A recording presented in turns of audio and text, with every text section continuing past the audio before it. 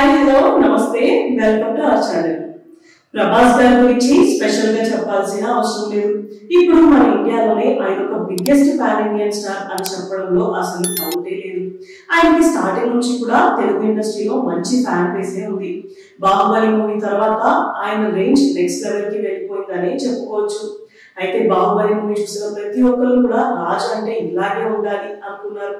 ఆ తర్వాత ఆయనకి పౌరాణికం ఇతిహాసం మూవీస్ బాగా సెట్ అవుతాయని టాక్ కూడా వచ్చింది.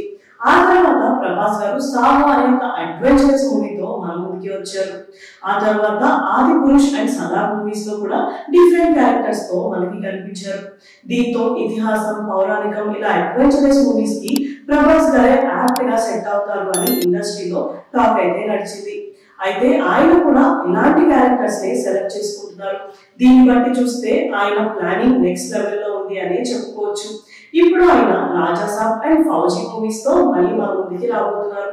ఈ మూవీస్ రిలీజ్ అయిన తర్వాత కూడా ఆయన రేంజ్ వేరే లెవెల్ కి వెళ్ళిపోతుంది అని ఫ్యాన్స్ అందరూ ఎదురు చూస్తున్నారు.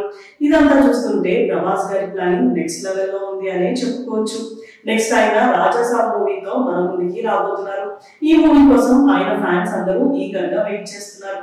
నెక్స్ట్ ఆయన ఎలాంటి మూవీస్ తో రాబోతున్నారు అనేది చూడాలి. ఇలాంటి వీడియోస్ కోసం మా ఛానల్ ని సబ్స్క్రైబ్ చేసుకోండి. Thank you for watching.